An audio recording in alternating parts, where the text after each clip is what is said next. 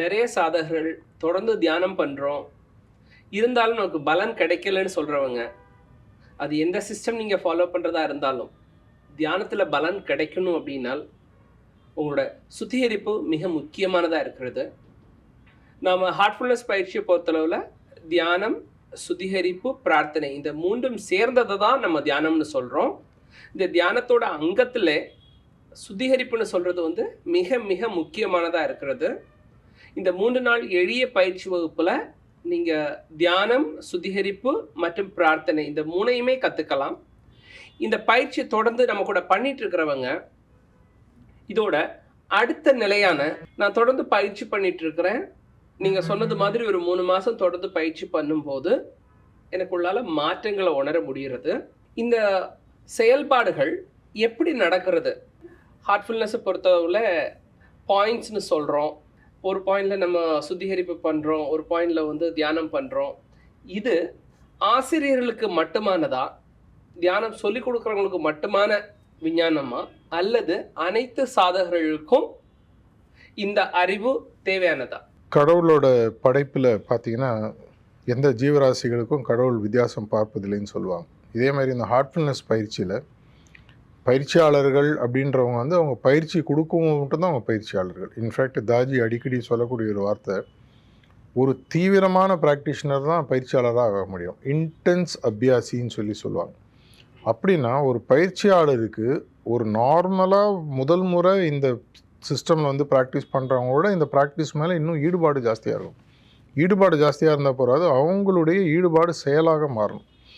எப்படி சிஸ்டமை ப்ரிஸ்கிரைப் பண்ணியிருக்காங்களோ அப்படி ப்ராக்டிஸ் பண்ணணும். இப்போ நீங்கள் இந்தியன் கிரிக்கெட் டீம் மேட்ச்லாம் பார்க்குறீங்க, சில பேரோட ஃபிட்னஸ் லெவல் பயங்கரமாக இருக்கும். எதனாலனா அதை அவங்க சொன்னதை சொன்னபடி செய்கிறவங்க. கோச்சிங் மேனுவல் இப்படி சொல்லியிருக்கணும் அப்படியே செய்வாங்க.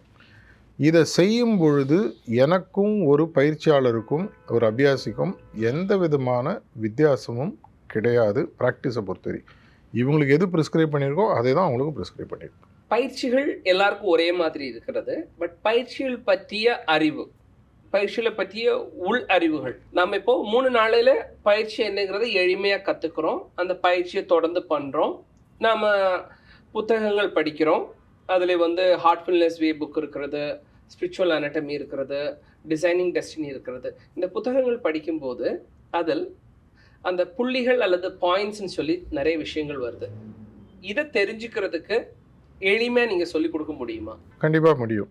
நம்மளுடைய சிஸ்டமில் 3 விஷயங்களை நார்மலாக இது வந்து ஒரு கொஞ்ச நாள் உள்ளே போனதுக்கப்புறம் தான் அவங்களுடைய இதனுடைய முக்கியத்துவம் புரியும். தியரியாக நான் இப்போ சொல்கிறேன், தியரியாக அவங்க புரிஞ்சுக்கிட்டோம். நம்ம முதல்ல பார்த்தீங்கன்னா ஒவ்வொரு சிட்டிங்லேயும் கண்டிஷன் அப்படின்னு சொல்லி ஒன்று கொடுப்பாங்க.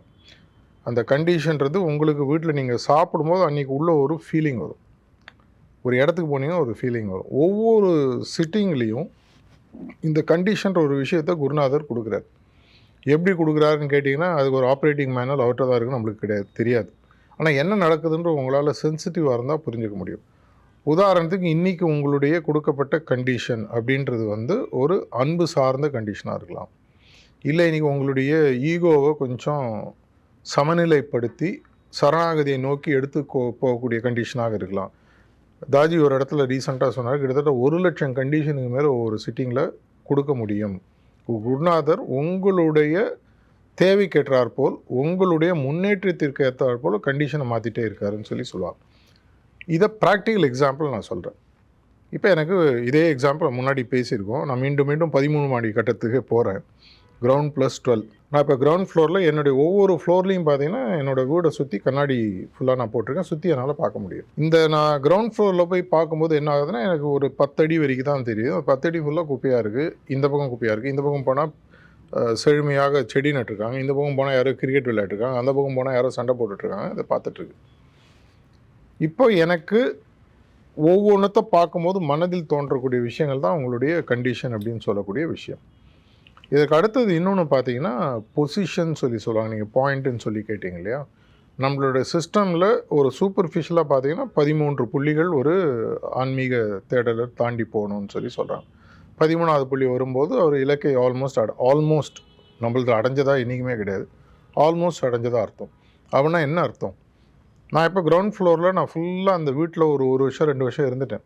இந்த வீட்டில் ஒவ்வொரு முக்கு மூளை எல்லாம் எனக்கு ஃபுல்லாக தெரியும். ஸ்கொயர் இன்ச்சாக எனக்கு தெரியும். அத்தனையும் தெரியும். நாய் மோப்பம் பிடிக்கிற மாதிரி அத்தனையும் பிடிச்சி எனக்கு அதில் பாண்டியத்தம் வந்துடுச்சு, எக்ஸ்பீரியன்ஸ் வந்துடுச்சு. அப்போ குருநாதர் யோசிக்கிறார். ஆனால் நீங்கள் ஒன்று ஞாபகம் வச்சுக்கணும், இதில் வந்து ஃபிக்ஸட் பீரியட் சிலபஸ் கிடையாது.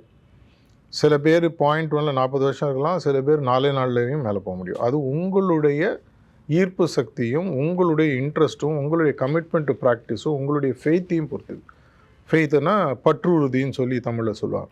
திருமந்திரத்தில் திருமூலர் என்ன சொல்கிறாருன்னா, ஒரு சாதகருக்கு குறைஞ்சது ஒரு 12 வருஷம் எடுத்துக்கும் இந்த 12 படிநிலைகளை தாண்டறதுக்கு அப்படின்னு சொல்கிறாங்க. அப்போ நீங்கள் சொல்கிறதும் அதே மாதிரி இதில் ஹார்ட்ஃபுல்னஸில் இந்த ஒவ்வொரு புள்ளிக்கும் நீங்களாக பயிற்சி பண்ண என்ன கணக்கு இருக்குன்றிருக்கு. அதுவும் நீங்கள் அப்புறம் கேள்வி கேட்கலாம், அதுக்கு நான் பதில் சொல்லிடுறேன். ஆக்சுவலாக நீங்கள் சுயமாக இந்த 13 புள்ளியை ஒரு குருநாதரோட சப்போர்ட் இல்லாமல் தாண்டினா கிட்டத்தட்ட 1.5 கோடி வருஷம் ரஃபாக ஆகும், ப்ளஸ் ஆர் மைனஸ். அதுவும் ஒரு ஆயிலில் இருந்தால். ஒரு ஆயில் நம்மளுக்கு 1.5 கோடி வருஷம் எனக்கு தெரிஞ்சு இது வரைக்கும் யாரும் கிடையாது. ஒருவேளை சக்தி யுகம், திரேதா யுகம், துவாபர யுகத்தில் இருந்தாங்களாம் இப்போ இருக்கான்றது எனக்கு தெரியல. மிஞ்சி போனால் 80லேருந்து 100 வயசு, 120 வயசு, 130 வயசு மேக்ஸிமம். இந்த புள்ளிகள் அப்படின்னு சொல்லி பார்த்தீங்கன்னா இந்த ஒரு அது நேரடியான நேர்கோணால் போகக்கூடிய விஷயம். இப்போ நீங்கள் ஸ்க்ரீனில் இப்போ காட்டுறீங்கன்னா இந்த இடம் ஹார்ட் ரீஜன் சொல்லி சொல்லலாம். இது என்னுடைய மார்பு காம்பு. இதில் கீழே மேலே first point, second point, third, fourth, இது ரெண்டும் சேர இடம் 5. இந்த 5ம் சேர்ந்தது ஹார்ட் ரீஜன், இதய பிரதேசம் இல்லை பிண்ட் பிரதேசம்னு சொல்லி சொல்லுவாங்க.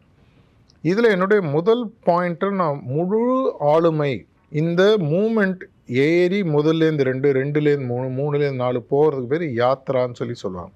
யாத்ரான்ற வார்த்தை நம்மளுடைய வியூவர்ஸ் எல்லாருக்குமே தெரியும். நம்ம கோயிலுக்கெல்லாம் யாத்திரைகள் போகிறோம். அது உண்மையாக உள்ளே நீங்கள் செல்லக்கூடிய யாத்திரையினோட வெளிப்பாடை புரிய வைக்கிறதுக்கு அந்த காலத்தில் கொண்டு வந்தாங்க. பிராண பிரதிஷ்டைன்னு ஒரு வார்த்தை இருக்குது, அதுக்கு நம்ம அப்புறம் வருவோம். ஒவ்வொரு கோயிலாக நான் எதுக்கு போகிறேன், ஒவ்வொரு க்ஷேத்ராட்டனம் எதுக்கு போகிறேன்னா, என்னோட உடல் முதல்ல மூவ் ஆகுது. இந்த உடல் மூவ் ஆகிற மாதிரி என்னுடைய ஆன்மாவானது அதனுடைய முன்னேற்றத்தை நோக்கி. இதுலேயும் ஒரு பேரடாக்ஸ் இருக்குது, அதுக்கும் நான் போகிறேன். ஆன்மா ஆக்சுவலாக மூமெண்ட்டே கிடையாது, அதில் ஒரு பேரடாக்ஸ் இருக்குது. என்னன்றது நான் அப்புறம் இன்னொரு இடத்துல சொல்கிறேன். அது மூவ் ஆகணும்னு சொன்னால் முதல்ல இப்போ வந்து நீங்கள் சில பேர் என்ன எங்காலத்தில் அட்லீஸ்ட் பார்த்தீங்கன்னா இந்த ஆட்டோமேட்டிக் பாஸ் சிஸ்டம்லாம் கிடையாது. 1ஆம் கிளாஸில் நீங்கள் ஃபெயில் ஆகினா 2-3 வருஷம் கூட உட்கார வச்சு நான் பார்த்துருக்கேன். என் கூட படித்த சில பசங்க 1ஆம் கிளாஸில் 3 வருஷம் உட்கார வச்சுருவாங்க. சரியாக படி சரியாக. இப்போல்லாம் வந்து சோஷியல் ப்ரெஷர் எடுத்துகிட்டு போய்ட்றாங்க. அந்த ஆளுமை என்னோடய முதல் கிளாஸில் நான் ஃபுல்லாக வரும்பொழுது குருநாதர் வந்து என்ன சொல்கிறாருன்னா, இந்த அபியாசிக்கு, இந்த ப்ராக்டிஷனருக்கு இந்த முதல் புள்ளியில் முற்றும் அவனுக்கு இருக்கக்கூடிய கண்டிஷன் ஃபுல்லாக அவன் எக்ஸ்ப்ளாய்ட் பண்ணி, இனிமேல் அங்கே ஒன்றுமே இல்லை, எல்லாத்தையும் பார்த்தாச்சு. இப்போ ஒரு ஊர் சுற்றி பார்க்குற மாதிரி இந்த ஊரில் இருக்கிற அத்தனை இடத்தையும் நான் பார்த்துட்டேங்க, அத்தனை இடத்துல சாப்பாடு சாப்பிட்டாச்சு, அனுபவிச்சுட்டேன், இடத்த பார்த்துட்டேன். அப்போ உங்களை 2வது புள்ளியை நகர்த்துறாரு. 2வது புள்ளின்றது இதில் என்ன அப்படின்னு பார்த்தீங்கன்னா உங்களை 2வது மாடின்னு வச்சுக்கோங்க. இந்த 2வது மாடிக்கு நீங்கள் போகும்பொழுது திரும்பி இந்த கிரவுண்ட் ஃப்ளோரில் நீங்கள் பார்த்த மாதிரி 2வது மாடியில் உங்களை சுற்றி கண்ணாடிகள் இருக்குது. இது மூலமாக பார்க்குறீங்க. இது மூலமாக பார்க்கும்போது கிரவுண்ட் ஃப்ளோர்லேருந்து பார்த்த உலகத்துக்கு இந்த முதல் ஃப்ளோர்லேருந்து பார்த்த உலகத்துக்கு கம்ப்ளீட்டாக டிஃப்ரென்ஸாக இருக்குது. ஏன்னா ஹைட் வந்துடுச்சு, உங்களுடைய பரிணாம வளர்ச்சி மேலே போயிடுச்சு. வியூயிங் வந்து ஒரு 90 டிகிரிஸ்லேருந்து 180 டிகிரிஸுக்கு போக ஆரம்பிக்குது, 360க்கு போக ஆரம்பிக்குது. இதுவாக இன்னும் ஹையராக பார்த்துட்டே வரும். குத்துப் மினார்னு ஹைதராபாத்தில் இருக்குது. கிரவுண்ட் ஃப்ளோர்லேருந்து பார்த்தீங்கன்னா ரோட்டில் விற்கிற கடைக்காரன் தான் தெரியும். ஃபஸ்ட் ஃப்ளோர் போயிட்டீங்கன்னா இன்னும் கொஞ்சம் தள்ளி தெரியும். 2வது ஃப்ளோர் அது மாதிரி போயிட்டே இருக்கும். இப்போ இந்த 2வது புள்ளியில் திரும்பி உங்களை பயிற்சி நீங்கள் இது உங்களுக்கு தெரியுமா தெரியாதா, அது திரும்பி ஒரு பெரிய டாபிக், அதுக்கு இன்னொரு நாள் வரும். இப்போ 2வது புள்ளியில் உங்களுக்கு பல மாதங்களோ வாரங்களோ வருடங்களோ ஆகலாம், உங்களுடைய பயிற்சியோட இன்டென்சிட்டி பொறுத்தது. இது நடக்கும்போது நீங்கள் 3வதுக்கு போகிறீங்க. இது வந்து பொசிஷன் சொல்லி சொல்லுவாங்க. முதல்ல நான் சொன்னது கண்டிஷன்றது ஒவ்வொரு தியான பயிற்சியிலும் உங்கள் மனதில் உருவாகக்கூடிய ஆன்மீக விளைவுகள். எனக்கு என்ன நடந்தது அது தெரியலனாலும் தெரிஞ்சாலும், இப்போ ட்ரெயினில் போகிற மாதிரி நான் ட்ரெயினில் ஏறி ஜன்னல் வழியாக வெளியில் என்ன ஊர் வருதுன்னு பார்க்கலாம், கண்ணை மூடிட்டு தூங்கலாம். எப்படியா இருந்தாலும் ட்ரெயின் போயிட்டு தான் இருக்க போகுது. என்னோடய ஆன்மீக முன்னேற்றத்திற்கும் எனக்கு புரியக்கூடிய கண்டிஷனுக்கும் சம்மந்தம் இல்லை. பிறகு 2வது புள்ளிக்கு வந்துட்டேன் நான். அடுத்தது 3வது புள்ளி, அடுத்தது 4வது புள்ளி. எல்லா ஆன்மாக்களுமே எவ்வளோ உயிர் வாழுன்றது யாருக்கும் தெரியாது. அதனால் இந்த ஹார்ட்ஃபுல்னஸ் சிஸ்டமில் இந்த 3வது கான்செப்ட் ஒன்று கொண்டுறார், அப்ரோச்சுன்னு சொல்லி சொல்லுவாங்க. இப்போ இதே என்ன சயின்டிஃபிக்காக உங்களுக்கு நான் சொல்கிறேன். இப்போது என்னுடைய கிரவுண்ட் ப்ளஸ் 12 ஃப்ளோர்ஸ் இருக்கக்கூடிய அந்த வீட்டில் லிஃப்ட் சிஸ்டம் இருக்குது. இப்போ நீங்கள் ஸ்டார் ஹோட்டல்லாம் போனீங்கன்னா, போன வாரம் கூட நார்த் இந்தியாவில் ஒரு ஹோட்டலில் தங்கினா உங்களுக்கு ஒரு ஆக்சஸ் கார்டு கொடுத்துருவாங்க. என்னுடைய 7வது மாடியில் எனக்கு ரூம் கொடுத்துருந்தாங்க. நான் அதில் உள்ளே போய் அந்த கார்டை அமுத்தி 7 தவிர வேறு எது அழித்தினாலும் அது வேலை செய்யாது. ஆக்சஸ் கார்டுன்னு கொடுத்துட்றாங்க. அதே மாதிரி இந்த அப்ரோச்சுன்றது உங்களுக்கு குருநாதரால் கொடுக்கப்படக்கூடிய ஒரு ஆக்சஸ் கார்டு. அவர் உங்களுடைய பயிற்சியை அவர் ஸ்டடி பண்ணி பார்க்கும்பொழுது அவர் இந்த 13 மாடி கட்டடத்தில் உனக்கு மேக்ஸிமம் நீ 6வது மாடி வரைக்கும் போகலாம்ப்பான்ட்டு முதல்ல ஃபிக்ஸ் பண்ணிடுறாரு. அது மாறுமானா மாறலாம், அதுக்கு தனியாக இருக்குது. நம்மளது ஸ்பிரிச்சுவல் சிஸ்டமும் சரி, ஹார்ட்ஃபுல்னஸும் சரி, எது நீங்கள் உண்மைன்னு நினைக்கிறோம் கொஞ்ச நாள் கழிச்சு அது உண்மைக்கு இன்னொரு மாற்று தெரியும், அதுக்கப்புறம் இன்னொரு மாற்று தெரியும், அதுக்கப்புறம் இன்னொன்று பரிணாம வளர்ச்சிக்கு ஏற்றாற்போல் உண்மைகள் மாறுகின்றன. அதுக்கும் நான் வேறு பதில் அப்புறம் கேள்வி கேட்டாற்போல் நம்ம வரும். ஸோ நீங்கள் முதல்ல பார்த்தீங்கன்னா என்னுடைய ஆன்மீக பயிற்சியில் நடக்கக்கூடிய தினசரி ஆன்மீக பயிற்சி நடக்கக்கூடிய கண்டிஷன். ரெண்டாவது என்னுடைய நான் கிளாஸில் முன்னேறேன்னா அம்மா ரிப்போர்ட் கார்டு கேட்குறேன், என்னடா 2ஆம் கிளாஸ் போயிட்டியா, 3ஆம் கிளாஸ் போயிட்டியா, 4ஆம் கிளாஸ் போயிட்டியா? நான் சரி 2ஆம் கிளாஸ் போயிட்டேன். 2ஆம் கிளாஸில் முழுமையாக நான் படிச்சிட்டேன், கண்டிஷன்ஸ் எல்லாம் நான் மாஸ்டர் பண்ணிட்டேன். இந்த செகண்ட் பாயிண்டில் இனிமேல் எனக்கு கற்றுக்கிறதுக்கு ஒன்றுமே இல்லைன்றவோ உங்களோட 3வது புள்ளி கழிச்சுப்போம். ஆனால் இந்த மொத்த பயிற்சியில் உங்களுடைய உயிர் ஏதோ ஒரு நாளில் வெளியில் போகும், உடலை விட்டு உங்கள் ஆன்மா வெளியில் போகும். அது வெளியில் போகும்போது இந்த ஆன்மீக படிக்கட்டில் எந்த இடத்துல உங்களுடைய ஆன்மா போய் செட்டில் ஆனுன்றதை குருநாதர் உங்களுடைய இனிஷியல் நாள் பயிற்சியிலே முடிவு பண்ணிடுறார். Subject to further refinement. அவர் என்றைக்குமே இது ஃபைனாலிட்டி இல்லை, பட் மோர் ஆர் லெஸ் ஃபைனல்னு வச்சுக்கோங்களேன். இது வரையும் நீ கண்டிப்பாக போயிடுவேன் அப்படின்ற போது நான் 3வது புள்ளியில் இருக்குமே என்னோடய உயிர் போனால் கூட, உதாரணத்திற்கு 7வது புள்ளிக்கோ இல்லை 6வது புள்ளிக்கோ அவர் எனக்கு ஒரு ஆக்சஸ் கார்டு கொடுத்துருந்தாலும் சோலானது அங்கே போய் செட்டில் ஆகும். ஸோ நான் முதல்ல சொன்ன மாதிரி இந்த கண்டிஷன்றது ஒன்று. இந்த கண்டிஷன் நல்லா மாஸ்டர் பண்ணும்போது இந்த வகுப்பிலிருந்து மேல் வகுப்புக்கு என்ன குருநாதர் அழைச்சிட்டு போகிறாரு, பொசிஷன் அது. இதை மீறி இந்த பையன் 8ஆம் கிளாஸ் வரைக்கும் படிப்பான், இந்த பையன் 12 வரைக்கும் படிப்பான், இந்த பையன் 13 வரைக்கும் படிப்பான்றதை அவர் முதல்ல முடிவு பண்ணிடுறார். அவங்களுடைய ஆளுமையில் அவங்களுடைய எதிர்காலத்தை பார்க்கக்கூடிய ஒரு உண்மையான ஒரு குருநாதரானவர் கடந்த காலம், நிகழ்காலம், எதிர்காலத்தை 3த்தையும் பார்த்துட்டு உங்களுடைய அப்ரோச் எங்கே போகணுன்றதை முடிவு பண்ணிடுறாரு. ஆனால் அந்த அப்ரோச்சை நோக்கி நீங்கள் தொடர்ச்சியாக ப்ராக்டிஸ் பண்ணால் தான் போக முடியும். இதனால் எனக்கு குருநாதர் என்னை நான் ஒரு 6 மாதத்தில் எனக்கு பொசிஷன் 7 ஃபிக்ஸ் பண்ணிட்டாரு, எனக்கு உள்ளுணர்வு சொல்லுது, அதனால் நான் பயிற்சியை விட்டுலாமா? கூடாது. நீங்கள் 2ஆம் கிளாஸ் படிக்கும்போதே ஸ்கூல் பிரின்சிபல் டிசைட் பண்ணுறாரு நீ 7ஆம் கிளாஸ் வரைக்கும் படிப்பேன்னு முடிவு பண்ணிட்டார்.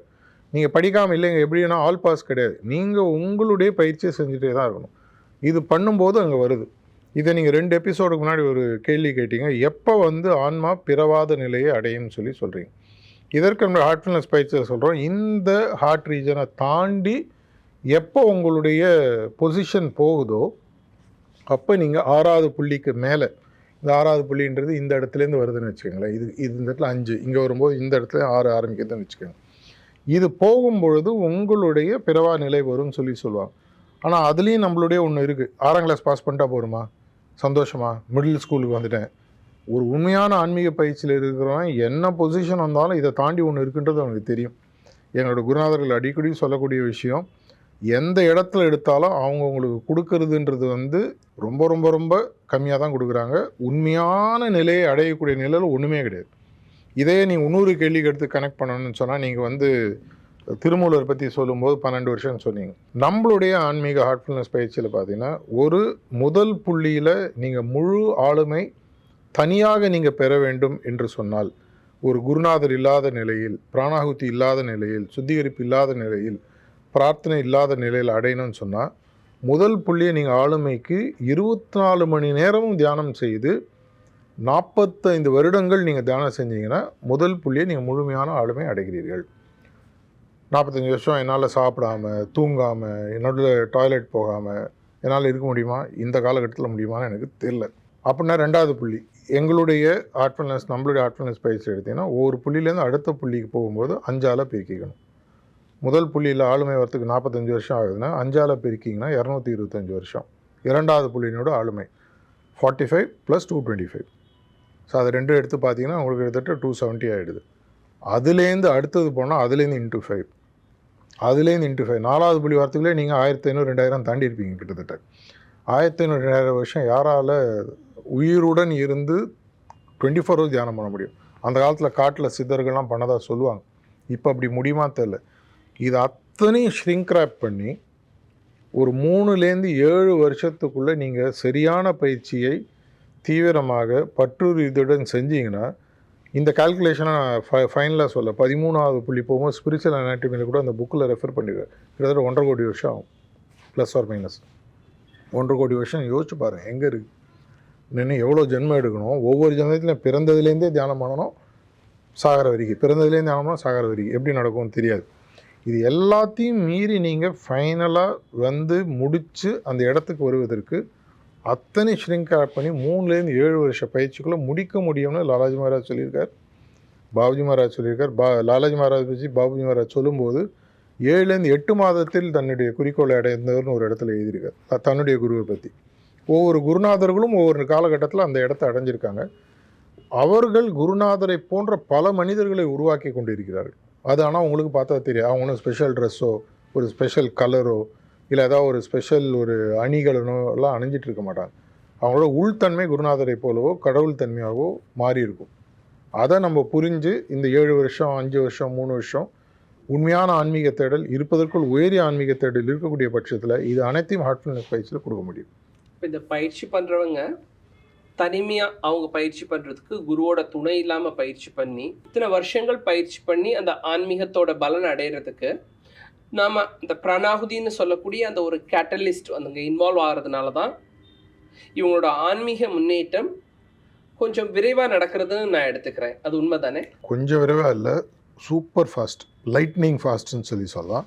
ஆனால் இந்த பிராணாதி மட்டும் இல்லை, இந்த பிராணாதிக்கு பின்னாடி இருக்கக்கூடிய சோர்ஸான குரு, அது இந்த காம்பிட்டன்ட் குருன்னு சொல்லுவாங்க. அது ரொம்ப முக்கியமான விஷயம். ஸோ குருவோட வழிகாட்டுதலில் அந்த பிராணாகுதி சேர்ந்து தியானம் செய்யும்போது இந்த ஆன்மீக வாழ்க்கையில் கிடைக்கக்கூடிய இந்த தன்மை மாற்றமும் அதோட பலன்களும் ஒரு 3 வருஷத்துலேருந்து 7 வருஷத்துக்குள்ளால கிடைக்குங்கிறது ப்ளஸ் ஆர் மைனஸ் கிடைக்குங்கிறது நம்மளோட குருமார்கள் எழுதி இருக்கக்கூடிய புத்தகத்திலையும் நம்ம பயிற்சி பண்றவங்க கிட்ட நம்ம நிறைய பேர் அதை பார்க்குறோம். கண்டிப்பா இந்த முதல் நிலையில பயிற்சி பண்றாங்க, அவங்களுக்கு அந்த கண்டிஷன் நம்ம சொல்லக்கூடிய அந்த பாயிண்ட் 1 இதுல எந்த மாதிரியான விஷயங்கள் அவங்க உணர முடியும் அல்லது என்ன மாதிரியான தன்மை மாற்றங்கள் இருக்கும்?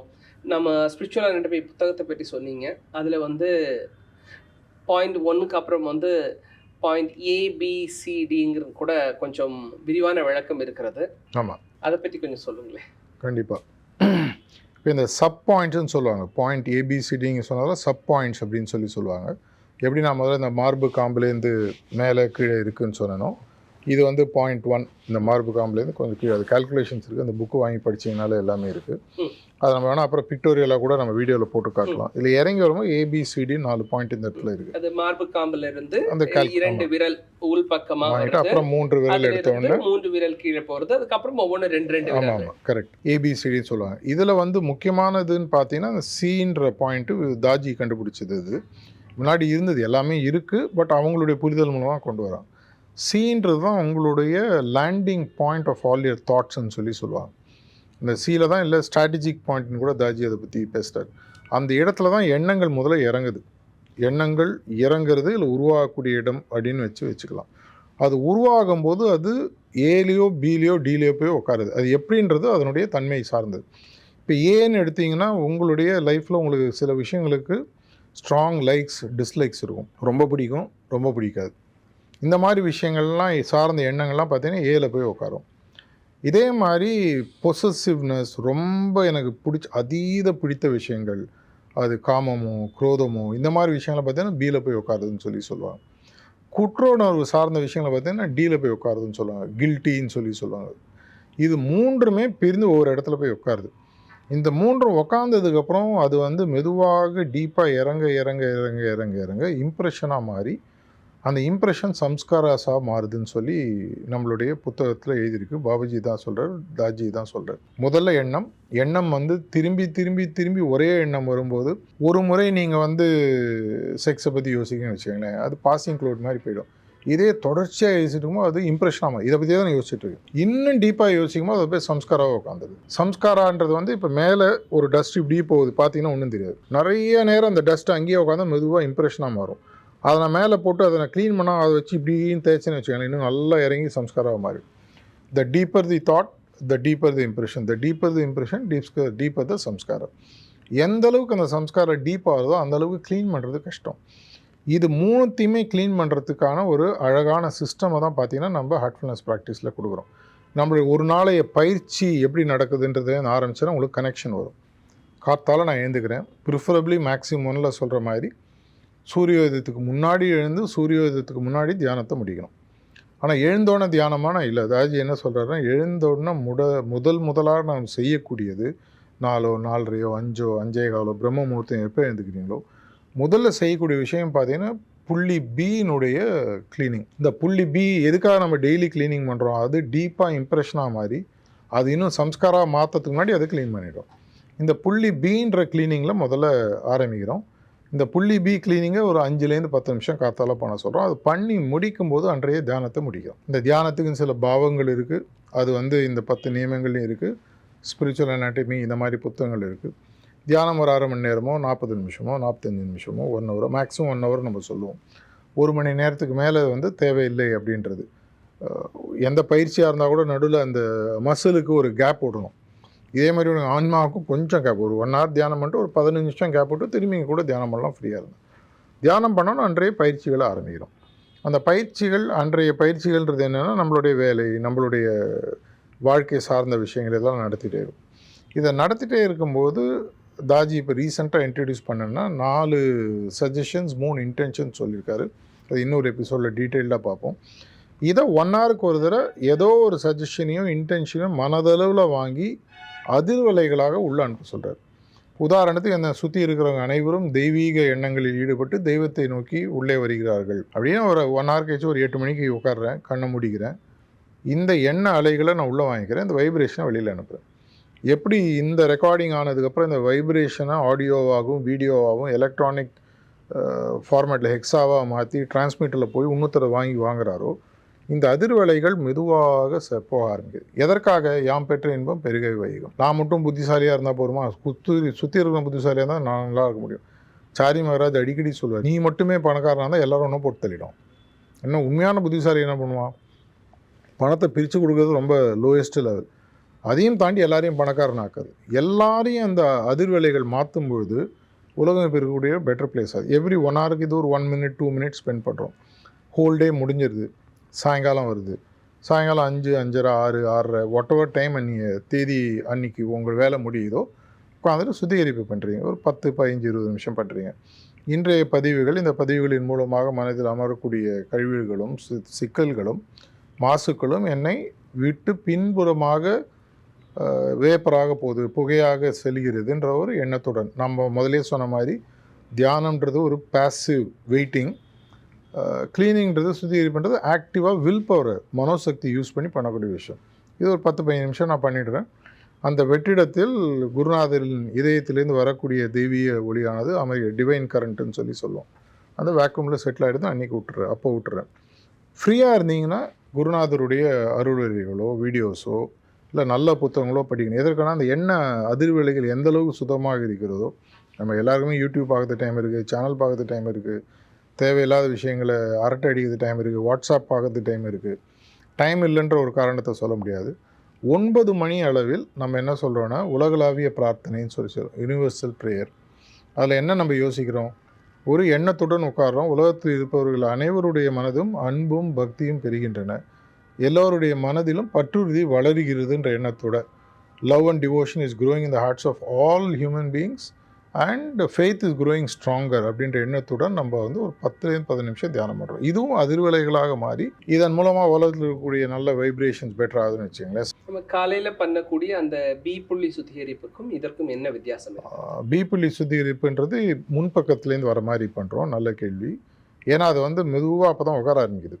இப்போ நீங்கள் இந்த லேயர் இப்படி பார்க்குறீங்க, இப்படி திருப்பி பார்த்தீங்கன்னா ஒரு ஃப்ரண்ட்டு ஒரு பேக் தெரியும். இதில் பார்த்தீங்கன்னா உங்களுக்கு இந்த இடத்துல பின்னு வச்சுக்கோங்களேன். இந்த இடத்துல முதல்ல லேண்ட் ஆகுது, சியில் லேண்ட் ஆகுது, அதுலேருந்து பிக்கு போகுது, ஏக்கு போகுது, இந்த பக்கம் டிக்கு போகுது. இது லேண்ட் ஆகி பியில் நீங்கள் ரொம்ப நேரம் விட்டுட்டிங்கன்னா அது பெனட்ரேட் ஆகி என் கையை தாண்டி இந்த பக்கம் வந்துடுதுன்னு வச்சுக்கோங்க. இது என்னுடைய பேக் ஸ்பைனல் கார்டு இல்லை பேக் சிஸ்டம். இந்த ஏரியாவில் போய் மெதுவாக அது செட்டில் ஆக ஆரம்பிச்சது. நம்ம வீட்டிலேயே முதல்ல பார்த்தீங்கன்னா குப்பை மேலே காற்றுல இருக்கும், அப்படியே பறந்து போய் கீழே உட்காந்துரும். இதே மாதிரி இந்த பி புள்ளி இந்த சர்ஃபேஸ் லெவலில் முதல்ல இறங்குது, இந்த இடத்துல உட்காருது. இன் சம் ஸ்ட்ரேஞ்ச் வே இந்த பெர்குலேட் ஆகி கீழே போய் இது உங்களுடைய முதுகு தண்டுன்னு வச்சுக்கோங்க. இந்த முதுகு தண்டு சார்ந்த இடங்கள்லையும் அது போய் செட்டில் ஆகிடுது. அதனால் பார்த்தீங்கன்னா சுத்திகரிப்பு, இந்த பாயிண்ட் பின்ற சுத்திகரிப்பு ஏர்லி மார்னிங் நம்ம பண்ணுறோம். அது பின்புறம் போய் செட்டில் ஆகிறதுக்கு முன்னாடி அதை எடுத்துடுறோம். அதே மாதிரி தான் பாயிண்ட் ஏக்கும் பாயிண்ட் டிக்கும் நான் அது முடிக்கும்போது உங்களுக்கு தெரியும். அப்படி செட்டில் ஆகி பின்னாடி போய் எடுத்தோன்னா இதெல்லாம் நம்மளுடைய ஸ்பைனல் அந்த சிஸ்டம் சார்ந்த இடத்துல போய் உட்காந்து இது பின்பக்கமாக அனுப்பிச்சிடும். ஸோ மேல் பக்கத்தில் க்ளீன் பண்ணுறோம், அதை க்ளீன் பண்ண விட்டாலோ ரொம்ப நாள் சேர்ந்த கழிவுகள் பின்னாடி இருக்கிறது பின்பக்கமாக க்ளீன் பண்ணுறோம். இந்த சுத்திகரிப்பு குப்பை வீட்டோட வாசல்ல இருக்கிறதா இருந்துச்சுன்னா க்ளீன் பண்ணி வாசல் வழியா அனுப்பிடுறோம். அருமையான வீடு எக்ஸாம்பிள். ஃபுல்லா இருக்கிறதா இருந்துச்சுன்னா நல்லா க்ளீன் பண்ணி பின்பக்கமா நம்ம கொல்ல collect பக்கமாக பண்ணி, எடுத்து வேலைக்காரிட்ட கொடுத்து அனுப்பிச்சிடுவோம். அதை நம்ம பண்ணுறோம். அருமையான நீங்களே சொல்லிட்டீங்க. இந்த சுத்திகரிப்பை முடிஞ்சோன்னா உங்களுடைய மனதில் ஒரு லகுவான தன்மை வரும். வரும்பொழுது குருநாதரின் இதயத்திலிருந்து ஒரு டிவைன் கரண்ட்டுன்னு சொல்லி சொன்னாங்க, சக்தியானது, தெய்வீக சக்தியானது அந்த காலியான இடத்தை நிரப்புகிறதுங்கிற எண்ணத்தோடு முடிகிறோம். நம்மளுக்கு எல்லாருக்குமே தெரியும் வேக்யூம்னு ஒன்று இருக்குது. வேக்யூமை க்ரியேட் பண்ணி விட்டீங்கன்னா vacuum is the most powerful force இந்த வேர்ல்டுன்னு சொல்லி சொல்லலாம். இந்த யூனிவர்ஸ் எல்லாத்தையுமே இழுத்துரும். அதனால் சுத்திகரிப்பு மட்டும் பண்ணால் போகாது, அந்த சுத்திகரிப்பு பண்ண இடத்துல ஒரு நல்ல விஷயம் வந்து உட்காருது. அந்த தெய்வீக ஒளியானது குருநாதரின் இதயத்திலேருந்து ஒரு சக்தியாக ஒரு ஒரு கரண்ட் மாதிரி வந்து உட்காருன்ற எண்ணத்துடன் அதை முடிச்சிடும். அப்புறம் மற்ற வேலைகளை செஞ்சிட்ருக்கோம், சாப்பிட்றோம், வீட்டில் இருக்கிறவங்களோட பேசுகிறோம், இல்லை ஏதோ பேப்பர் படிக்கிறோம், ஏதோ செய்கிறீங்கன்னு வச்சு. பள்ளி மாணவனாக தான் மறுநாளைக்கு தேவையான படிப்பை படிக்கிறான், ஆஃபீஸில் இருக்கணும் மறுநாளைக்கு என்ன வேலை செய்யணும்னு யோசிக்கிறாங்க. அது மாதிரி 9 மணி அளவில் நம்ம ஒரு உலகளாவிய பிரார்த்தனை, யூனிவர்சல் ப்ரேயர்னு சொல்லி சொல்லுவாங்க. இந்த இடத்துல தான் ஹார்ட்ஃபுல்னஸ் பயிற்சியோட ஒரு முக்கியமான பகுதி. நான் மட்டும் நல்லா இருந்தால் போகாது, charity begins at home and charity should also spread world, உலகம் ஃபுல்லாக இது போகணும்.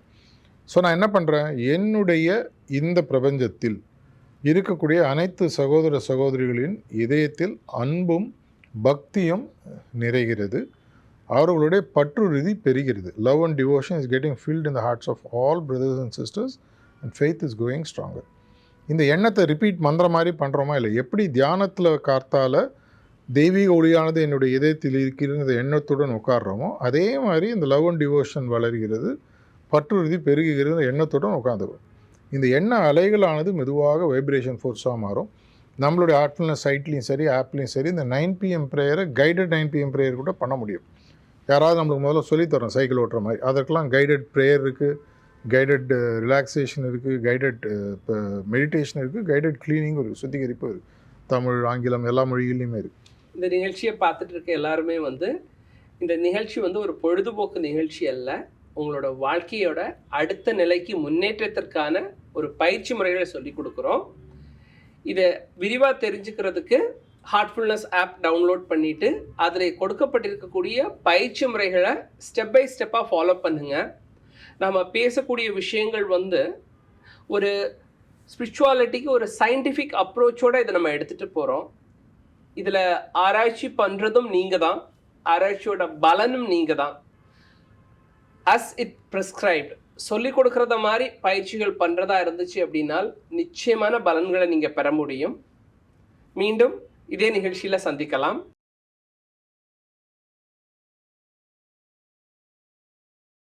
நீங்கள் கரெக்டாக சொன்ன மாதிரி 3 dimension, you are the experiment, you are the experimenter, you are the result அப்படின்னு தாஜி அடிக்கடி சொல்லுவார். இந்த இப்போ இதை நீ டெஸ்ட் பண்ணுற ஆள் நீ தான், டெஸ்ட் பண்ணுற பொருள் நீ தான், டெஸ்ட்லேயே வரக்கூடிய ரிசல்ட்டும் நீ தான். நீங்களே அப்சர்வ் பண்ணால் நீங்களே வரக்கூடிய மாறுதல்கள். இந்த யூனிவர்சல் ப்ரேயரில் உலகளாவிய பிரார்த்தனைன்னு சொல்லி சொன்னோம். இது முடிஞ்சதுக்கப்புறம் இதுலேருந்து படுப்பதற்குள் எப்போ உங்களுக்கு டைம் இருக்கோ அப்போ இந்த பாயிண்ட் ஏ மெடிடேஷன் சொல்லி ஒரு 5லேருந்து 10 நிமிஷம் பண்ணலாம். இதன் மூலமாக மெதுவாக மெதுவாக மெதுவாக என்னுடைய தவறான எண்ணங்கள் திருத்தப்பட்டு சரியான நேரான எண்ணங்களாக மாற ஆரம்பிக்கிறது. முக்கியமாக சென்சுவல் டெண்டன்சின்னு சொல்லுவோம், இதெல்லாம் வந்து மாற ஆரம்பிக்கிறது. உலகத்தில் இருக்கிறவங்க உண்மையாகவே சகோதரர்களாகவும் சகோதரிகளாகவும் பார்க்கக்கூடிய தன்மை எனக்கு வருது. வாயால் பேசினா போகாது, நான் பார்க்கும்போது கூட திருக்குறளில் சொல்கிற மாதிரி உண்மையான கற்புன்றது எண்ண அளவில்னு சொல்லி திருவள்ளுவர் சொல்வார். எண்ண அளவில் கெட்டு போகிறது தான் அப்புறம் செயலாக மாறுகிறதுன்னு சொல்லி சொல்வார். இதற்கு அப்புறமாக பார்த்திங்கன்னா நம்மளுடைய படுப்பதற்கு முன்னால் 10, 10:30, 11 எந்த நேரமும் மேக்ஸிமம் 10 அப்படின்னு சொல்லி 10 நியமங்களில் 10வது நியமம். இந்த 10வது நியமத்தில் நம்ம என்ன பண்ணுறோம் அப்படின்னு சொல்லி பார்த்திங்கன்னா, இன்று நான் செய்த தெரிந்து தெரியாமல் செய்த தவறுகளுக்கு உண்மையாக வருத்தம் தெரிவித்து கடவுளிடம் குருநாதர் மூலமாக மன்னிப்பு கேட்டு. இது எல்லா மதங்கள்லையும் சொல்லப்பட்ட விஷயந்தான். கிறிஸ்டியானிட்டி எடுத்திங்கன்னா பாவ மன்னிப்புன்னு இருக்குது. ஒவ்வொரு மதத்துலேயும் ஒவ்வொரு மாதிரி இருக்குது. நீங்கள் இதில் ஜூஸ்லேயே இதில் பார்த்தீங்கன்னா வெயிலிங் வால்னு இருக்குது. அங்கே போய் அழுது மன்னிப்பு கேட்குறது. ஒவ்வொரு மதத்துலையும் ஒவ்வொரு மாதிரி இதை இந்திய வச்சுருக்காங்க. பாரம்பரியத்துல பிராயச்சித்தம், பிராயச்சித்தம் அது தானம் மாதிரி கொடுக்கறது. தியானம் கொடுக்கறது மாதிரி இதை அன்னிக்கு எண்ண அளவில் நீக்கிடுறோம். இதை நீக்கும்போது என்னுடைய குற்ற உணர்வுகள் டீல போய் உட்கார்றதுக்கு தாஜி அடிக்கடி சொல்கிறார், கடவுளால் குருநாதரால் கூட அதை மாற்ற முடியாது, நீ தான் அதை திருத்திக்கணும். பட்டுக்கோட்டை கல்யாண சுந்தரனார் அந்த காலத்திலே பாடிடுறார், திருடனாய் பார்த்து திருந்தாவிட்டால் திருட்டை ஒழிக்க முடியாது. இதே மாதிரி இந்த குற்ற உணர்வுன்ற விஷயத்தை நீங்கள் தான் விடணும். இதற்கு நான் என்ன பண்ணணும், உண்மையாகவே எனக்கு இந்த குற்ற உணர்வுகளை எனக்கு விடுதலை கொடுங்கன்னு அவர்கிட்ட கேட்குறோம். நான் நீ தவறு பண்ணிட்டேன், ஒரு அநீதி இழைச்சிட்டேன், கடைக்கு வந்தவனுக்கு நான் கொடுக்க வேண்டிய பொருளுக்கு தான் தவறான பொருளை கொடுத்து முழு பணத்தை வாங்கிட்டேன், ரோட்டில் போகிற ஆள் நான் ஏதோ ஒரு பல விஷயங்கள் நம்ம செஞ்சுருவோம். அந்த குற்ற உணர்வுலேருந்து வெளியில் வரக்கூடிய ஒரு பிரார்த்தனையுடன் அதை முடித்து கொண்டு அதை நேரடியாக பெட்டில் உட்காடுறோம், இல்லை படுக்கிறோம். படுக்கிறதுக்கு முன்னாடி 2 நிமிடம் உட்கார்ந்த நிலையில் இந்த யூனிவர்சல் ப்ரேயர், நம்மளுடைய மிஷனுக்கு ஒரு ப்ரேயர்னு ஒன்று இருக்குது. O master thou art the goal of human life we are yet but slaves of விஷயத்தை சொல்லி முடியும். இதை உள்ளே போகும்போது உண்மையான தெய்வீக சக்தியும் நீரேன்றதை புரிந்து என்னுடைய ஆன்மீக முன்னேற்றத்துக்கு முழுமையாக உன்னிடம் நான் சரணடைகிறேன்ற எண்ணத்துடன் படுக்கும்பொழுது அதுதான் கடைசி ஆக்டிவிட்டியாக இருக்கணும். நம்மளுடைய புத்தகத்துலேயும் சொல்லியிருக்கு, குருநாதர்கள் அதான் சொல்கிறேன். இதை முடித்துட்டு நான் போய் படுக்கும்பொழுது என்னுடைய சப்கான்ஷியஸ் மைண்டில் ஆழ்நிலை மனதில் அந்த எண்ணம் போய் உட்காந்துரு. ஸோ நைட்டு ஃபுல்லாக அது உங்களுக்கு இயற்கையுடன், கடவுளுடன், குருநாதருடன் ஒரு தொடர்பை தொடர்ச்சியாக வச்சிருக்கு. பாயிண்ட் பி, காலையில் சுத்திகரிக்கிறோம், 9 மணிக்கு நம்ம 7 ஒரு யூனிவர்சல் ப்ரேயர் பண்ணுறோம். யூனிவர்சல் ப்ரேயர்ன்றது பொதுவான எண்ணம். அதற்கப்புறம் பண்ணுறது பாயிண்ட் ஏ மெடிடேஷன். அப்புறம் பாயிண்ட் டியை பற்றி சொல்லிட்டீங்க. சியை பற்றி எதுவும் சொல்லலையே. சின்றது வந்து ஸ்ட்ராட்டஜிக் பாயிண்ட்டுன்னு சொல்லுவோம். அதில் தான் எண்ணங்கள் இறங்கிடுது. அது வந்து டிராஃபிக் ஜங்ஷன். அந்த காலத்தில் ஒரு காமெடியாக சொல்லுவாங்க, ஒரு டிராஃபிக் ஜங்ஷனை படம் வரையிடான்னு ஒரு பையன்ட்ட சொன்னாலும் வெறும் பேப்பரை கொண்டு வந்து காமிச்சார். என்ன பண்ணா, எல்லா வண்டியும் வந்தது, சிக்னல் க்ரீன் வந்தது, எல்லா வண்டியும் போயிடுச்சு, அதனால் டிராஃபிக் வண்டியே ஒன்றும் இல்லை. இது மாதிரி சீன்றது வந்து அது விழக்கூடிய இடம்.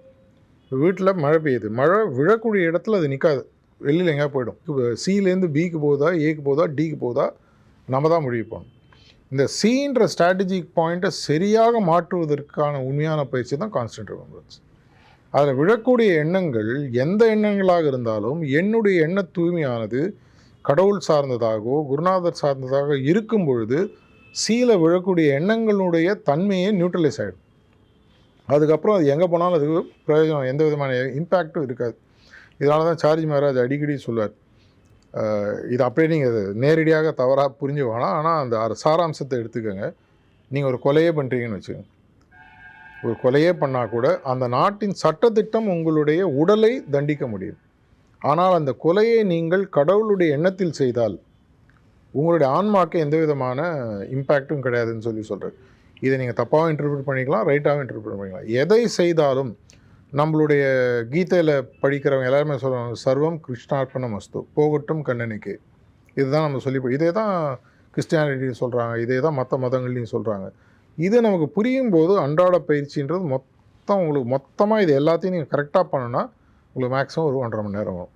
தீவிரமாக இறங்கி பண்ணிங்கன்னா 1.5 மணி நேரம் வரும். மேம்போக்காக பொதுவாக மினிமம் டிக் த பாக்ஸாக பண்ணிங்கன்னா 40 நிமிஷம் வரும்.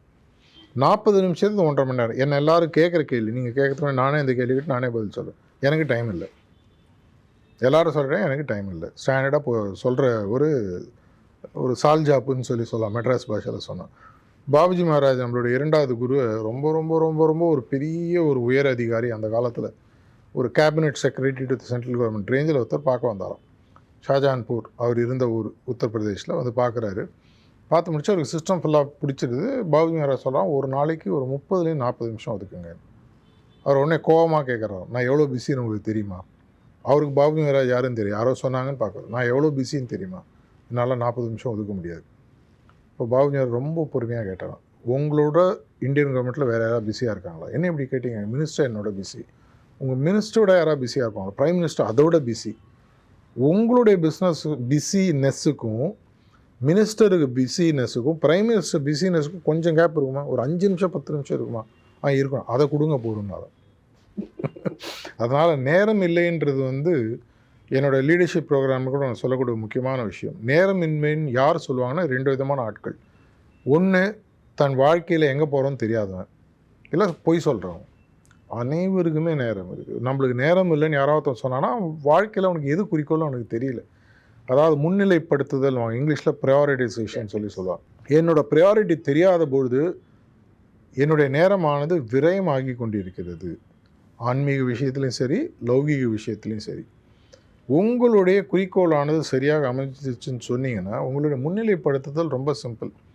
டைம் மேனேஜ்மெண்ட்டில் நான் எல்லாருக்குமே நேர நிர்வாகத்திறன் கிளாஸ் எடுக்கும் எல்லாருக்கும் நான் சொல்லக்கூடிய ஒரு விஷயம், எதை செய்யக்கூடாது என்பதில் உங்களுக்கு தெளிவு வந்துடுச்சுன்னா வாழ்க்கையில் இதை விட ஒரு தெளிவு உங்களுக்கு வேணவே வேணும்.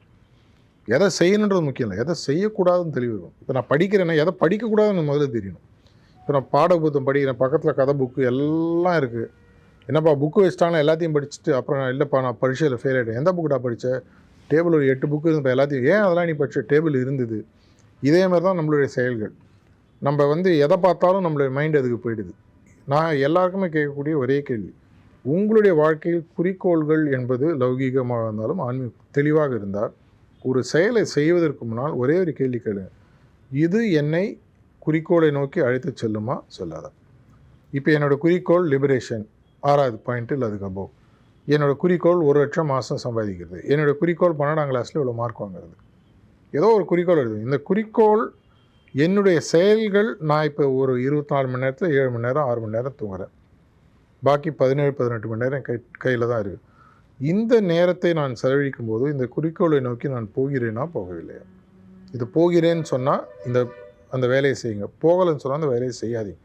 இது ஆன்மீகத்துக்கும் உபயோகிக்கலாம், லௌகீகத்துக்கும் உபயோகிக்கலாம். இந்த ப்ரோக்ராம் பார்க்குறவங்களுக்கும் அவங்களுடைய தினசரி வேலைகள் செய்யும்போது ஒரு நாளைக்கு நான் 3 மணி நேரம் டிவி பார்க்குறேன். நிறைய பேர் நம்ம பார்க்குறோம் ஜாலியாக உட்காந்தோன்னே அந்த ரேண்டம் ப்ரௌசிங் சொல்லுவாங்க. முதல்ல ஒரு கிளிக் பண்ணுவான், அதுலேருந்து அடுத்த கிளிக் போயிட்டே இருப்பேன். ஏன் கிளிக் பண்ணுறோன்னு தெரியுது, 1 ஹவர் முடிஞ்சு போயிடும். இதில் நீங்கள் போய் பார்த்தீங்கன்னா கிட்டத்தட்ட உங்களுக்கு 2-3 மணி நேரம் ரேண்டம் ப்ரௌசிங்கில் போயிடும். அப்புறம் I am two busy, I don't have time சொல்லுவாங்க. ஸோ நேரமின்மைன்றது முக்கியமான விஷயமே இல்லை. இந்த 1/2 மணி நேரமோ 3/4 மணி நேரமோ 1.25 மணி நேரமோ பல ஜென்மங்கள் எடுத்தாலும் அடைய முடியாத ஒரு குறிக்கோளை 3லேருந்து 7 வருஷம் 8 வருஷத்தில் அடையக்கூடிய குறிக்கோளை அடைவதற்கு நீங்கள் நேரத்தை ஒதுக்க வேண்டுமா இல்லையா? உங்களுடைய மனத்தேடலினால் ஆன்மாவை தண்டிக்காதீங்க தான் நான் சொல்லுவேன். ஸோ இந்த நேரமின்மைன்னு சொல்கிறத 2 விதமாக சொன்னீங்க. ஒன்று குறிக்கோள் எதுன்னு தெரியாதவங்க எனக்கு நேரம் இல்லைன்னு சொல்லலாம். அப்படி இல்லைனால் பொய் சொல்கிறவங்களுக்கு நேரம் இல்லாமல் இருக்கலாம். இதே போல் ஒரு நாளைக்கு ஒரு 90 நிமிடங்கள் தான் நீங்கள் சொன்ன பயிற்சி. இந்த 90 நிமிடங்கள் பயிற்சி 90 நாள் தொடர்ந்து பண்ணும்போதே ஒரு குறைந்தபட்ச ஒரு முன்னேற்றத்தை அடைய முடியும்னு நான் நம்புகிறேன். நீங்கள் என்ன சொல்கிறீங்க அதுக்கு? கண்டிப்பாக முடியும். அதாவது நம்மளுடைய சிஸ்டமில் எந்த அளவுக்கு ஆன்மீகம் இருக்கோ அந்த அளவுக்கு அறிவியலும் இருக்குது. ஸ்பெசிஃபிக்காக ஹார்ட்ஃபுல்னஸில் தாஜி அடிக்கடி சொல்கிறது, பேச்சு கம்மி, உணர்வு ஜாஸ்தி, எக்ஸ்பீரியன்ஸ் நிறையா இருக்குது. நம்ம இவ்வளோ நேரம் எதற்காக பேசுகிறோம்? அவங்களுடைய காக்னிட்டிவ் ஏரியாவை இம்ப்ரெஸ் பண்ணுறதுக்காக பேசுகிறோம். கார்டெக்ஸ், நியோ கார்டெக்ஸ், இது அவங்களுக்கு இம்ப்ரெஸ் பண்ணணும். அதுக்காக தான் நம்ம பேசிகிட்டு இருக்கோம். அவங்களுக்கு ஆக்சுவலாக இந்த இம்ப்ரெஸ் ஆனதுக்கப்புறம் எங்கே போய் ஃபீலிங் ஆகுதுன்னு பார்த்தீங்கன்னா கார்டெக்ஸ், நியோ கார்டெக்ஸ் சம்மந்தமே கிடையாது. ரைட் பிரெயினுக்கு போய்டும், ஃபீலிங்ஸ் அப்படியே இறங்கும், ஹார்ட்டுக்கு வந்துடும். இதை நான் பண்ணுறதுக்கு எனக்கு ஒரு அளவுக்கு இந்த அறிவு தேவைப்படுது. அதை தாண்டி இருந்ததுக்கப்புறம் இந்த எக்ஸ்பீரியன்ஸ் போனதுக்கப்புறமா ஆட்டோமேட்டிக்காக எனக்கு புரிய ஆரம்பிக்குது. 90 நாட்களில் நான் எல்லாருக்கும் அறிவியலாக பார்க்கணுன்னா ஒரு விஷயம் தான் சொல்கிறேன். கையேடு ஒன்று இல்லை டைரி ஒன்று கையில் வச்சுக்கோங்க, இல்லை எக்ஸலோ ஒரு வேர்டோ இல்லை மொபைல்லே ஏதோ ஒரு ஆப்போ எழுதி எடுத்துக்கங்க. இன்றைக்கு நான் கார்த்தால தியானம் பண்ணேன், சாயங்காலம் சுத்திகரிப்பு பண்ணேன், ராத்திரி பிரார்த்தனை, இது 3 மட்டும் பண்ணுங்க, வேறு ஒன்றும் பண்ணுவோம். தியானம் 10 நிமிஷம் பண்ணுங்க, 15 நிமிஷம் பண்ணுங்க, முடிந்த அளவுக்கு ஒரே இடம் ஒரே நேரம், கண்டினியூட்டிக்காக. அதுக்கும் நான் எப்பவும் எக்ஸாம்பிள் சொல்கிறது, இப்போ நான் தினசரி என்னுடைய ஸ்கூல் நான் படிக்கிற காலத்தில் ஒரு பொண்ணு சைட் அடிச்சுருந்தேன்னு வச்சுக்கோங்க, அது இந்த பஸ்ஸில் வரும்னு எனக்கு தெரியும். அப்படின்னா நான் என்ன பண்ணுவேன், கரெக்டாக அந்த டைமில் பஸ் ஸ்டாண்டில் நிற்பேன், அது போகும்போது இப்படி பார்ப்பேன். அதில் இருக்கிற இன்ட்ரெஸ்ட்டை தியானத்தில் 90 நாள் கொடுங்கன்ற குருநாதர். ஏன்? என்னுடைய படைப்பாளி கடவுளை பார்ப்பதற்காக நான் ஒரு நேரம் குறித்து வச்சுருக்கேன். அந்த நேரத்தில் அவர் வராரு, நான் இன்றைக்கி 5 மணிக்கு தியானம், நாளைக்கு 6 மணி, நாளைக்கு 7, நாளைக்கு 8, அவர் கன்ஃபியூஸ் ஆகிடுவார். ஏன்டா நான் உன்னை பார்க்கறதுக்காக வரேன், நீ 5ன்னு எனக்கு முதல்ல டைம் சொன்னேன், 5ல் உட்காரல, நாளைக்கு பார்த்தா 6ல் உட்கார, எவ்வளோ நாள் தான் நான் டிராஃபிக் மாற்றி வந்து நிற்கிறது. ஸோ ஒரே இடத்துல ஒரே நேரத்தில் காத்தால தியானம், சாயங்காலம் அதே மாதிரி சுத்திகரிப்பு. ஏன்னா நம்மளுடைய மைண்டே பார்த்தீங்கன்னா இந்த பேப்லோஸ் எக்ஸ்பெரிமெண்ட் வித் டாக்ஸ்ன்னு படிச்சிருப்பீங்க. நம்ம எல்லாருமே ஒரு டைம் மிஷின் மாதிரி. 12 மணிக்கு பசிக்கும் சில பேருக்கு, இப்போ ரெக்கார்டிங்கில் திடீர்னு உங்களுக்கு காஃபி சாப்பிடணும் போல் இருக்கும், ஒருத்தருக்கு தண்ணி குடிக்கணும் போல் இருக்கும், ஒருத்தருக்கு ஒவ்வொரு டைமில் நடக்கணும். அந்த டைமுக்கு நடக்கிறது உங்களுடைய இந்த சட்டில் பாடியை நீங்கள் ப்ராக்டிஸ் பண்ணிட்டீங்கன்னா ஆட்டோமேட்டிக்காக அந்த நேரத்தில் உங்களுடைய உணர்வு தியானத்துக்கு போகும். என்னுடைய ஃபிக்ஸட் டைம் பார்த்தீங்கன்னா டெய்லி காத்தால 5:30. எந்த ஊரில் எந்த இடத்துல ட்ரெயினில் இருந்தாலோ ஃப்ளைட்டில் இருந்தாலோ இல்லை ஒரு ஹோட்டலில் தங்கியிருந்தாலோ எங்கள் வீட்டில் இருந்தாலும் அரௌண்ட் 5:25 நான் எழுந்துக்கிறது ஒரு 4:15 எழுந்துப்பேன். ஒரு 3/4 மணி நேரம் தேவையான சில வேலைகள்லாம் மிஷன் சார்ந்த வேலைகளோ பர்சனல் வேலைகளோ முடிச்சுட்டு 5:25 தான் 5:30லேருந்து எவ்வளோ நேரம் தியானமோ அதுக்கப்புறம் என்னுடைய தினசரி சார்ந்த விஷயம். இதேமாதிரி சாயங்காலம் ஒரு 5:30லேருந்து 6க்குள்ளே என்னுடைய சுத்திகரிப்பு முடிச்சிடும். இது எதனாலன்னு சொன்னீங்கன்னா, இது முடிக்கும்போது அன்றன்றுக்கு நான் ஒரு நாளேட்லேயோ டைரியிலையோ எழுதுகிறேன். இன்றைக்கி தியானம் பண்ணேன், சுத்திகரிப்பு பண்ணேன், நைட்டு பிரார்த்தனை பண்ணேன்.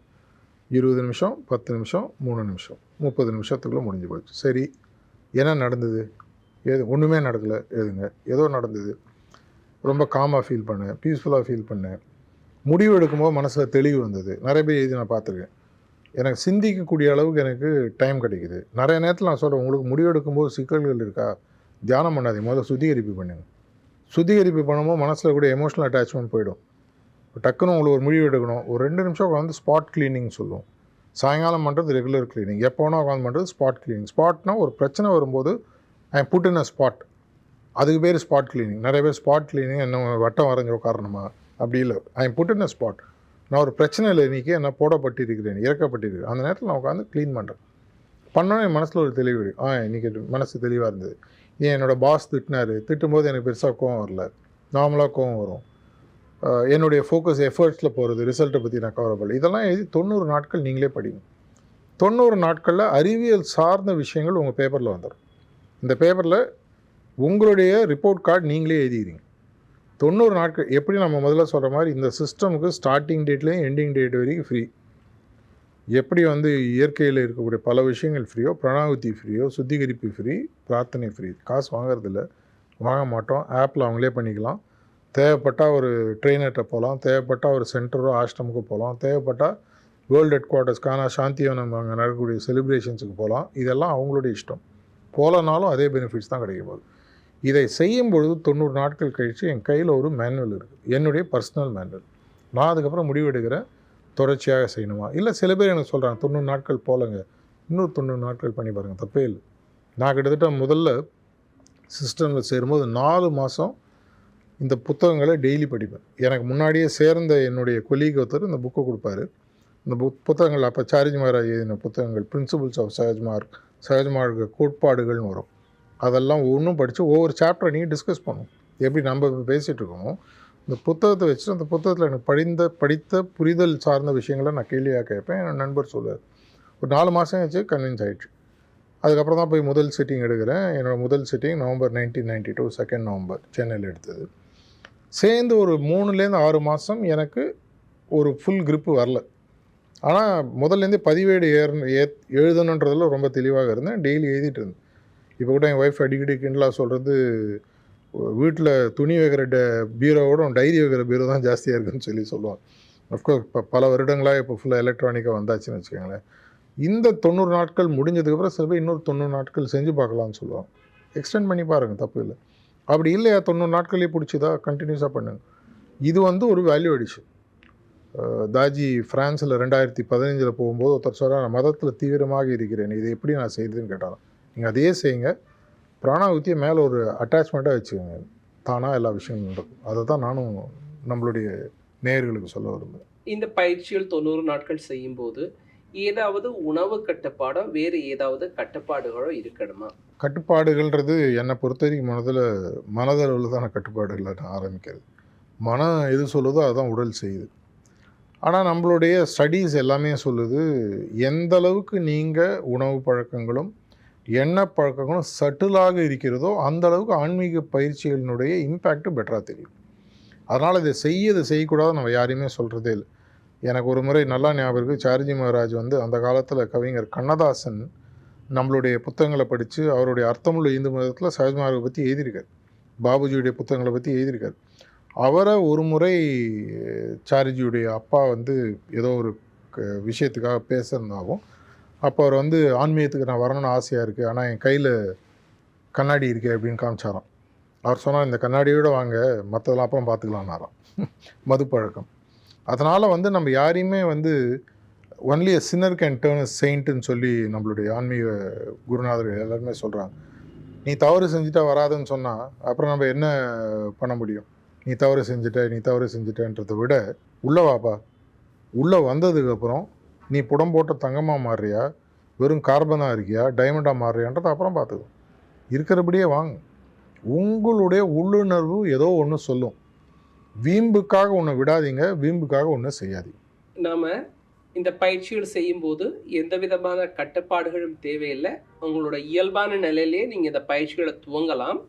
இந்த பயிற்சிகள் தொடர்ந்து செய்யும்போது உங்களோட மனசு இந்த சாப்பாடு நம்ம சாப்பிடலாம், இந்த சாப்பாடு நமக்கு வேண்டாம், இந்த பழக்க வழக்கங்கள் நம்ம தொடர்ந்து பண்ணலாம், இந்த பழக்க வழக்கம் நமக்கு வேண்டாம் அப்படிங்கிற அந்த தன்மை மாற்றம் வரும்போது உங்களுக்கு எது மாறணும்னு தோன்றதோ அதில் மாற்றங்களை நீங்கள் கொண்டு வாங்க. ஆயுர்வேதத்தை பொறுத்தளவில் இந்த உணவு சிறந்தது, இது கெட்டது அப்படியெல்லாம் நம்ம பிரித்து பார்க்கறது கிடையாது. இது சைவ உணவு, இது அசைவ உணவு அப்படி எந்த கட்டுப்பாடுகளும் இல்லை. நாம் உணவை வந்து 3ஆக பிரிக்கிறோம். சாத்விக், ரஜசிக், தமசிக். சாத்விக உணவுன்னு சொல்கிறது வந்து உங்களோட உடம்பையும் மனசையும் நிகழ்காலத்தில் இயல்பாக எந்தவித பதட்டமும் இல்லாமல் சந்தோஷமாக வச்சுக்கக்கூடிய ஒரு உணவு பதார்த்தத்தை நம்ம சாத்விக்னு சொல்கிறோம். எதிர்காலம் பற்றிய பயம் அல்லது அதிக உணர்ச்சிகளை கொடுக்கறது வந்து அசைவ உணவுகள். இதை வந்து நம்ம ரஜசிக் உணவுகள்னு சொல்கிறோம். எண்ணெயில் பொரிக்கிற உணவுகள் அல்லது பதப்படுத்தப்பட்ட உணவுகள் வந்து கடந்த காலம் பற்றிய கவலைகளையும் உடம்புக்குள்ளால ஒரு பாரத்தன்மையும் கொண்டு வர்றது. இதை தமசிக் உணவுகள்னு சொல்கிறோம். ஆன்மீக சாதகத்தில் வந்து முன்னேற்றம் வேணும்னு எதிர்பார்க்குறவங்க சாத்விக உணவுகளை தொடர்ந்து எடுத்துக்கிறது நல்லது. நாம் ரஜசிக் உணவுகளையோ தமசிக் உணவுகளையோ எடுத்துக்கிறதா இருந்துச்சுனால் அது நம்ம உடம்புக்கு தீமையாக இருக்கும். அதே போல் மனசுலையும் அதிகப்படியான உணர்ச்சிகளை கொடுக்கும். உங்களோட பாரம்பரியம் சார்ந்து நீங்கள் உணவு பதார்த்தங்களை அமைச்சுக்கோங்க. இந்த ஆன்மீக பயிற்சிக்கும் உணவு பதார்த்தத்துக்கும் எந்த விதமான தொடர்பும் இல்லை. பயிற்சிகளை தொடர்ந்து பண்ணும்போது உங்களுக்கு எது சிறந்ததுங்கிறத வந்து நீங்களே தேர்ந்தெடுக்கக்கூடிய ஒரு தன்மை வரும். அந்த நேரத்தில் உங்களுக்கு சிறந்த விஷயங்களை நீங்கள் தேர்ந்தெடுத்துக்கலாம். 90 நாட்கள் தொடர்ந்து பயிற்சி பண்ணும்போது என்னென்ன பலன்கள் கிடைச்சிருக்கும்னு இந்த நிகழ்ச்சியில் நமக்கு தெரிஞ்சுக்கிட்டோம். இந்த பயிற்சிகளை நம்ம தொடர்ந்து பயிற்சி பண்ணுறோம். மீண்டும் அடுத்த நிகழ்ச்சியில் சந்திக்கலாம். நன்றி, வணக்கம்.